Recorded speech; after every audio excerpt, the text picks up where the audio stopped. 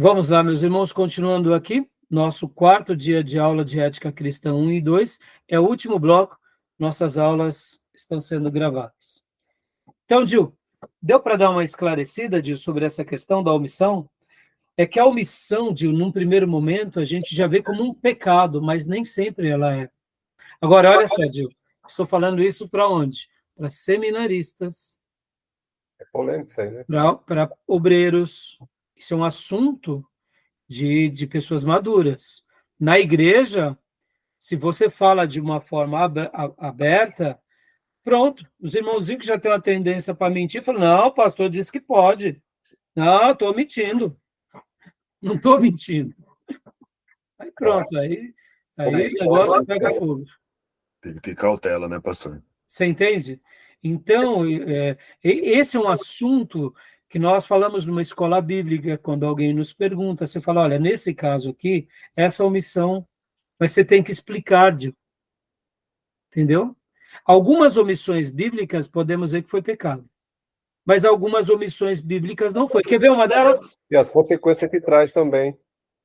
Tem omissão que traz, por exemplo, pastor, você não atentou para a igreja lá, era o último dia para pagar o PTU, você deixou passar, então você foi omisso, trouxe consequência, multa, passa do prazo. Sim. Não fazer, né? Sim, exatamente. Agora, olha só, temos omissões na Bíblia? Temos. Quer ver uma delas? Quando, por exemplo, os magos não falam para Herodes onde está o bebê. Eles vão por outro caminho. E Herodes fala o quê? Ele fica furioso porque ele quer adorar o bebê. Agora eu pergunto, ele queria adorar o bebê ou ele queria matar o bebê? Matar. Então, certa ocasião, chegaram para John Wesley e fizeram uma pergunta sobre algo, ele diz, vocês estão fazendo como Herodes diante dos magos. Vocês estão dizendo que querem saber onde está o bebê, ou seja, vocês estão querendo a minha resposta, não porque vocês querem ter um diálogo maduro comigo, mas porque vocês querem me acusar com as minhas palavras. Então, tem vezes que a gente não precisa de, sabe, dar uma resposta pela qual aquela resposta pode ser usada por pessoas levianas. É uma atitude de preservação. Entendeu, Gil? Então, perceba, olha só como a omissão... Agora, a omissão ali está de forma indireta. Outra omissão, quando Davi fugia de Saul. Então, faltou verdade em Davi, de chegar para Saul e falar, Saul, não está dando mais, eu vim pedir as contas aqui, porque como seu general, não está certo. Será que Davi saía vivo? Ora, dias antes, os soldados de Saul tinham ido ao quarto de Mical matar Davi, e quem salvou Davi foi Mical. E pouco tempo depois, Saul chamou a Davi e a sua família para comer com ele na mesa, e Davi não foi, e porque já via que Saul queria intentar mal contra ele, e Saul fica revoltado com Jonatas, que sabendo que Davi não estava ali, se levanta contra ele. Então quer dizer que Davi pecou? Não, ali foi a omissão para a autopreservação de si e dos deles. Perceba, tem muitas passagens bíblicas de omissão. Vamos lá. Quando Jesus estava fazendo certos milagres e maravilhas, uma certa cidade quis apedrejar Jesus. O que Jesus fez? Jesus, levantando as mãos, orou e falou, saiam daqui, seus endemoniados gadarenos, caiam por terra agora, habitantes de Sodoma e Gomorra. O que Jesus fez? Ele omitiu esse confronto, ele fugiu com os apóstolos da cidade. Mas peraí, por que Jesus não mandou fogo cair do céu? Porque, percebam, existem omissões que são de preservações, mas a Bíblia vai mostrar onde elas estão, e para isso a gente precisa de sabedoria. Entendeu, Gil? Mais alguma pergunta, Gil, sobre isso ou não? Não, tranquilo. Agora, vamos lá. Preservar. Vamos lá. Agora, como eu disse para vocês que eu ia dizer quando eu fechei meu último bloco, que eu ia falar, dar uma ilustração. E quando a gente está omitindo e a nossa omissão está quebrando vínculos conjugais, aí é um caroço de angu. Está entendendo? Sim. Com pessoas como nossos pastores, nossos líderes, nossos patrões, pessoas que a gente pode viver a verdade e deve, filhos. Então, percebam, há áreas convenientes e há áreas que não são convenientes. Agora, vamos lá. Vamos entrar para um assunto polêmico, mas nós tratamos isso em psicologia pastoral. E quando há quebra de fidelidade? Será que em todo momento que o marido ou a esposa tem que falar para o cônjuge? O mundo ideal e o aconselhável é isso, mas existem casos em que talvez a omissão também seja uma preservação. Eu sei Sim. que é polêmico, é confuso e é tempestuoso, mas eu conheço episódios de pessoas que foram buscar uma ajuda para o pastor e o pastor o orientou, dizendo: olha, como isso se trata de uma coisa há muitos anos atrás e você já deu frutos de que nunca mais repetiu, será que falar pode ser benéfico? Porque, Sim. de repente, você pode estar desenterrando um defunto e o casamento pode vir a pique. Ou seja, percebam, irmãos, há Preservar. casos e casos. Por isso que é muito complicado, nós trabalhamos isso em psicologia pastoral, mas perceba, tem um fator determinante aí. Sim. Essa pessoa já teve o quê? Anos de fidelidade. 5, 10, nunca mais errou. Ou seja, O então, sincerão é complicado, né? são situações muito difíceis e o pastor fica vendido, viu, Júnior? Uhum. Porque se o pastor falando, vai lá, irmão, e fala para a irmã, e o casamento acaba, depois a culpa é do pastor. Que a Bíblia fala, né? Por outro lado, o pastor deve orientar a pessoa para que a pessoa tome a melhor decisão que ela achar bem. O pastor pode até dar o parecer dele, mas ao mesmo tempo ele tem que mostrar os vários caminhos. Porque o pastor não é onisciente, ele não sabe como agirá o cônjuge. Então, muitas vezes, irmãos, é muito complexo. Entendeu, Gil? Por isso, Gil, que se torna muito difícil algumas tomadas de decisões, e algumas tomadas de decisões têm tudo a ver Fazer com essa prejuízo, né? questão ética e moral. Você pode trazer prejuízo. Às vezes o Sim. sincerão chega lá e é uma pessoa que não pode ouvir aquela fala, ele chega lá, Acabou o casamento. acabou o casamento. Ou destruiu a pessoa, tem um ataque emocional e morre. Não, ou senão até mesmo, Júnior, disso, ou um infarto, e Isso. perceba, existem coisas que a gente não sabe. Então, o pastor, nessa hora, ele tem que ser franco. Olha, o que nesse terreno, você Preservar. estará entrando num terreno muito perigoso. É. Você vai ter que tomar essa decisão sozinha, você e Deus. A verdade sempre é a melhor coisa. Agora, será que a sua esposa, por ela não ser crente, ela tolerará? Sim. Será que os seus filhos... Olha, é muito complexo, muito Aí complexo. apontar indicadores só, né? Você não pode, às vezes, ser tão sincerão e falar. A omissão aí é importante, porque você preserva. Por isso que são tomadas decisões onde o pastor ele tem que ter um preparo um pouco melhor para não permitir com que essa pessoa se entregue a uma ingenuidade profunda e depois essa pessoa acaba com o casamento, acaba com a estrutura, acaba com os filhos e quando vai ver é uma família que se desfez. E aí eu digo, o que vale mais? É uma família ou muitas vezes tomar um assunto em pauta? Agora, é claro, irmãos, tudo isso é muito complexo, tem pessoas que vivem repetindo o mesmo erro, ou seja, ele é um sem vergonha crônico, aí outros... Percebam como que é difícil, tá bom, Gil? Tudo bem, Gil? Deu para responder ou não? Ou só complicou mais? Não, deu sim, ficou claro. Né? Tem Mas é caso, isso aí. Então, tem vamos caso que continuar. é taxativo, né? Como, Júnior? Tem caso que é taxativo. Por exemplo, uma mãe que deixa de dar comida para o bebê.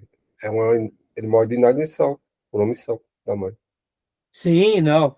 Exatamente. Existem casos que são taxativos, não se é erro pelo erro, né, Júnior? É. Né? Mas outros, vamos lá, a mãe que tem um filho que é dependente químico, e ela, para não ver o filho devendo para os bandidos, vai lá e tira da Isso. aposentadoria dela. E aí? E aí? A E ética. aí? Você vai, e a irmã, ela é uma obreira da igreja, você vai disciplinar ela por isso? Ou Exatamente. você vai ser complacente com ela, ou você vai orientar ela? Perceba, irmãos, São críticas, né? são críticas que a gente faz, ao mesmo tempo você vai orientar, mas ela está naquela vida. Aí eu pergunto, você acha que ela quer estar naquela vida? Está certo ela fazer isso? É claro que não está certo, mas Verdade. é a realidade dela, é o mundo dela. Sim. É muito difícil, entendeu, Gil? É. Então, muitas vezes, você saber viver com uma pessoa, respeitando ela, em alguns casos como esse, é diferente. Perceba, olha que situação complicada, né? Verdade. Então, vamos lá, continuando aqui. Dilema ético, né? Perguntas norteadoras, né? A gente acabou de ver aqui que Coren Bon nos conta como mentiu para salvar judeus dos campos de concentração nazistas, né? Ele conclui dizendo: eu tive que ponderar entre mentir ou salvar vidas. Lembra da lista de Schindler, o grande clássico de Steve Spielberg? Aquele filme é maravilhoso, Salvou maravilhoso. muito judeu, né? Salvou muitos judeus.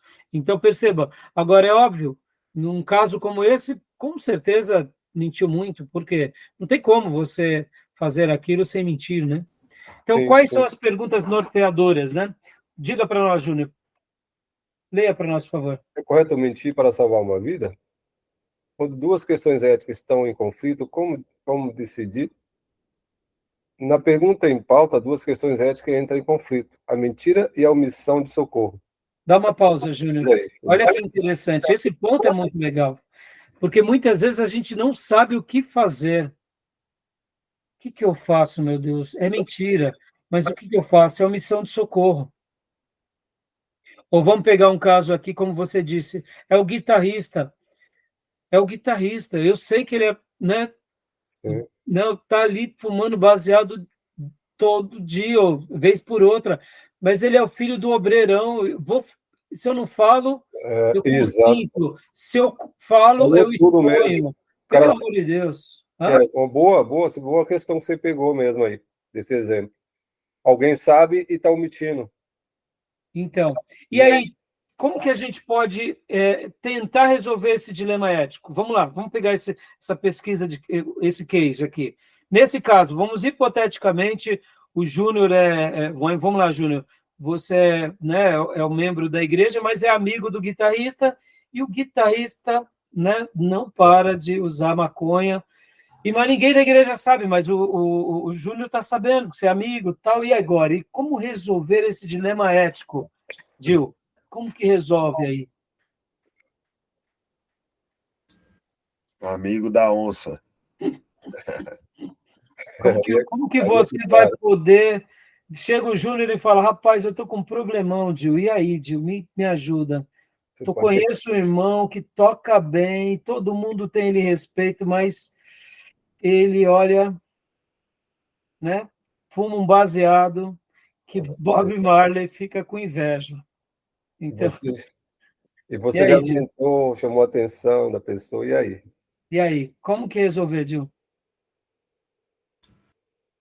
Eu não entendi. O guitarrista que fuma maconha, somente o Júnior sabe da questão, é Isso, isso? aí o Júnior se desabafa com você e fala, eu não sei o que eu faço, e você é o seminarista que está fazendo ética cristã.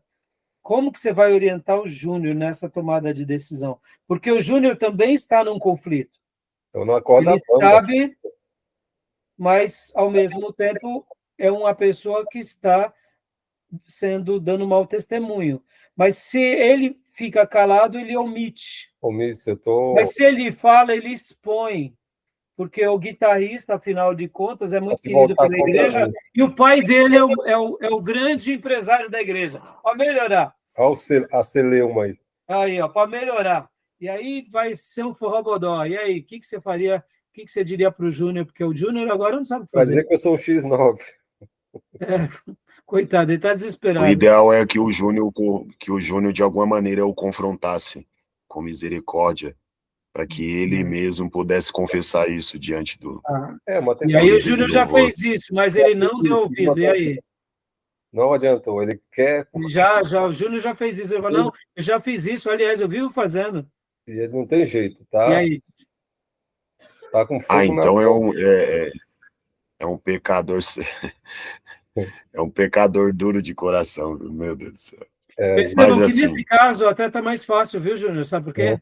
Temos Mateus, né? Lembra? Se o teu irmão pecar... é verdade, tem. Tá vendo? A gente tem nós temos um padrão, ó. Ele acaba sendo espiritual, que desemboca na ética e na moral, né? E ele desemboca também o quê? No sistema eclesiológico, como se comportar. Tem base bíblica. Tem base. Então, vai até ele.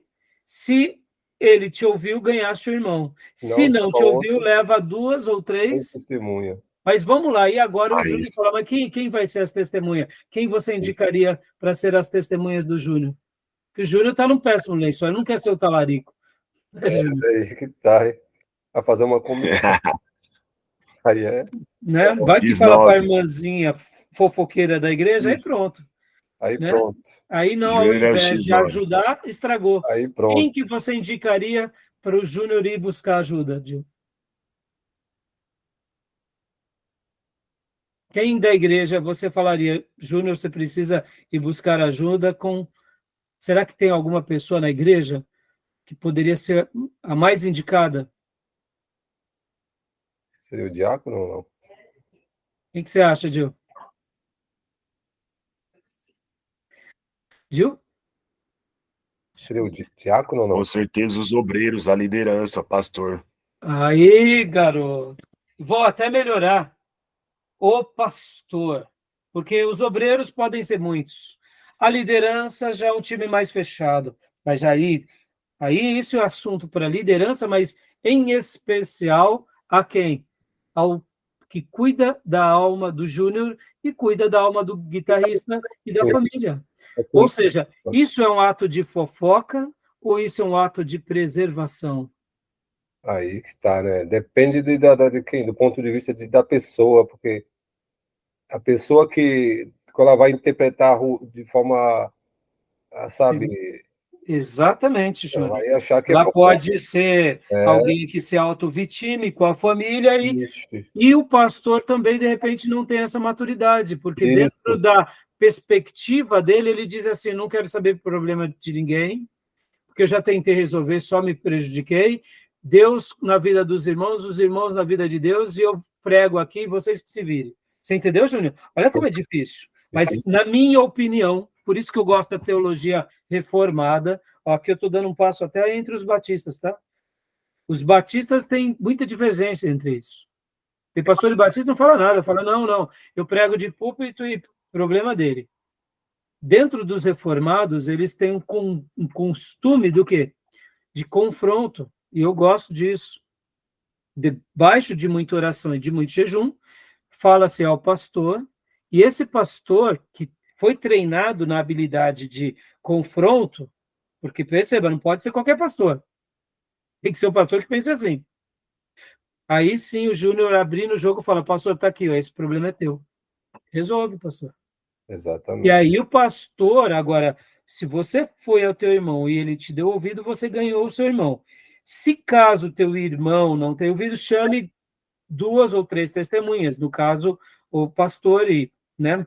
Aí você vai conhecer. Se não der, leve-o para a igreja. Aí pressupõe que essa igreja também seja uma igreja de confronto, porque a igreja de Mateus 16, a igreja de Mateus 18, que nos dá essas instruções, Jesus dá a recomendação que essa igreja é madura, ela vai para o confronto. Senão, perceba aqui. Agora, isso é uma igreja imatura. Ali o pastor, ele já fez a função dele. Mas se é um pastor de confronto, ele já chegou nesse irmão e falou assim, irmão, não dá para o irmão continuar tocando. Entendeu, Gil? Então, perceba que as questões éticas, elas vão estar sempre sendo um conflito nas nossas tomadas de decisões. Sim. E a gente precisa saber, e aqui por isso, irmãos, deixa eu dizer isso que é muito importante, não sejam precipitados. Vem um problema, ouça, lembrem das aulas de psicologia pastoral, ouçam uma parte, escutem a outra parte, gastem tempo de oração e jejuns, busquem a Deus na palavra, busquem a Deus em oração, e somente depois de refletir muito, você toma uma decisão. Por quê? Porque tem coisas que são meio óbvias, como o Júnior já disse, uma mãe que não dá o leite para a criança. Mas tem coisas que não são óbvias. Essa, por exemplo, não é tão óbvia. Não é. Porque o rapaz fala assim, não, eu não sou usuário eu não uso toda semana. É a cada 15 dias ou quando dá uma neura. E aí?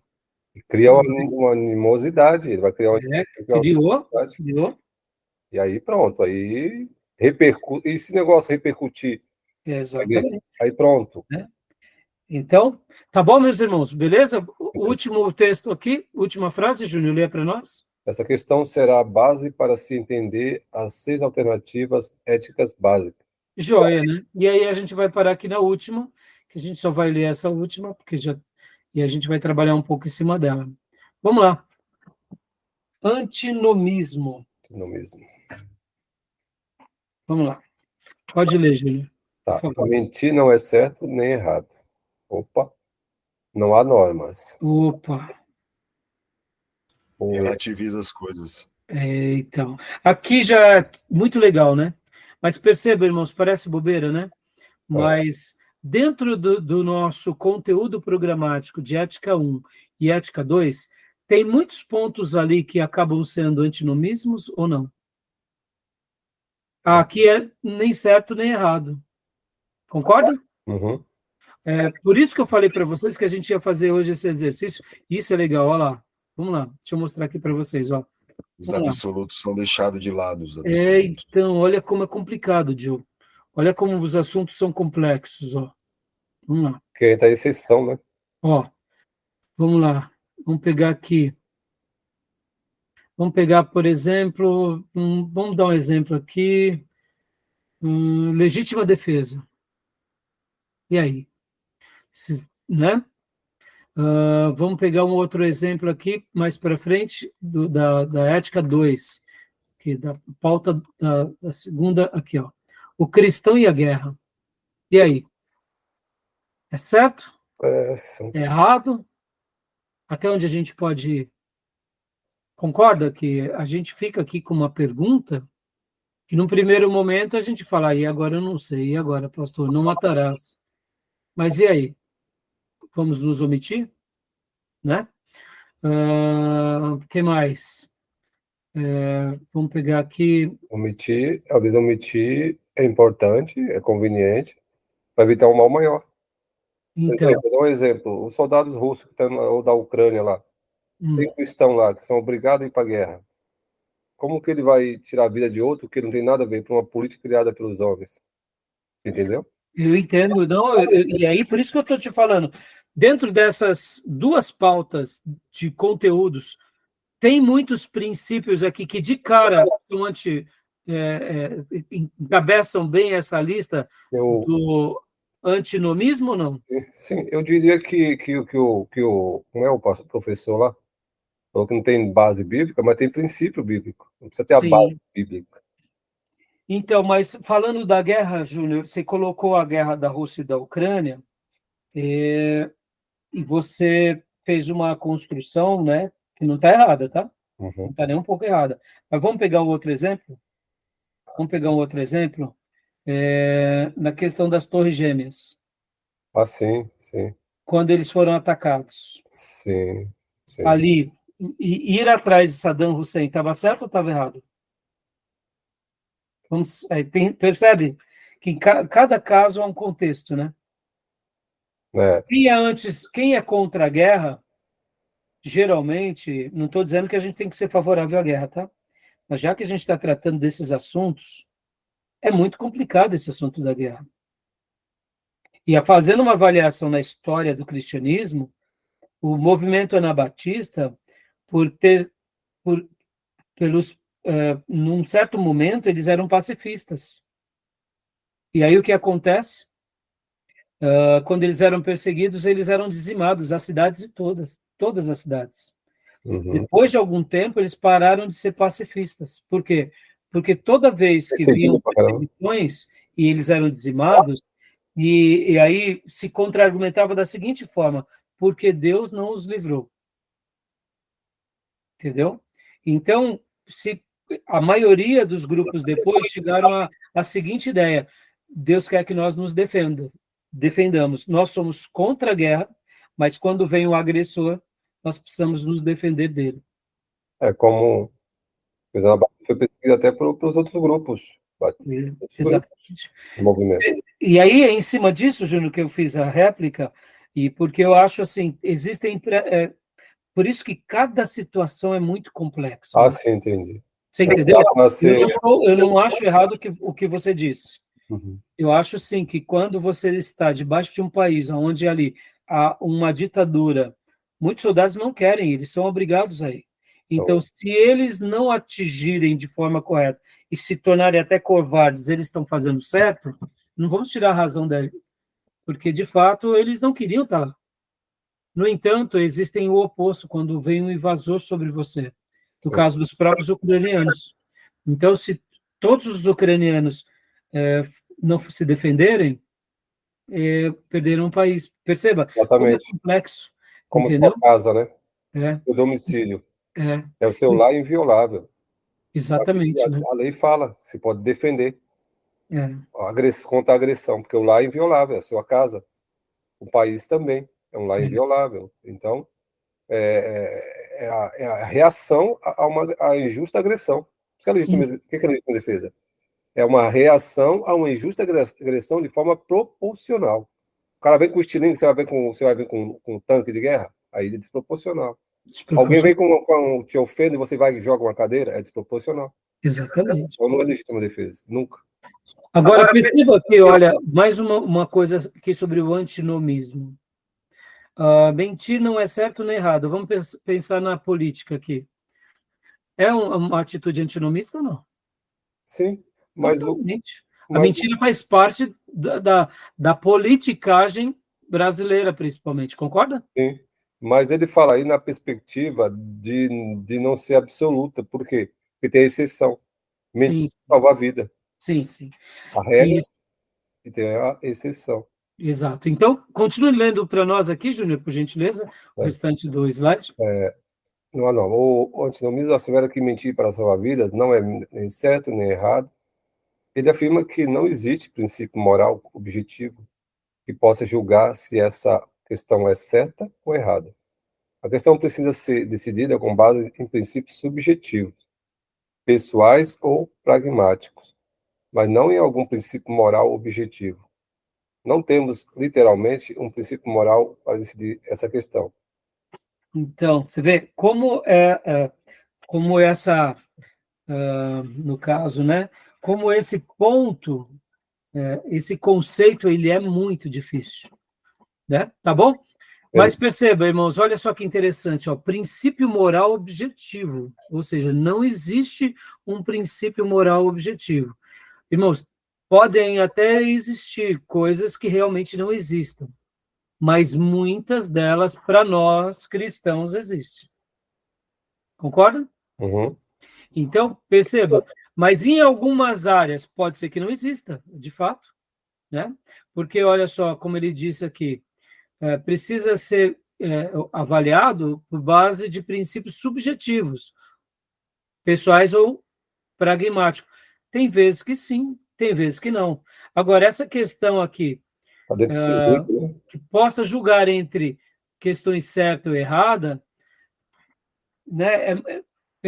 Perceba que ele afirma que não existe princípio moral objetivo que possa julgar se essa questão é certa ou errada. Eu diria que, para nós cristãos, são pouquíssimas coisas que se enquadram aqui. Uhum. Né?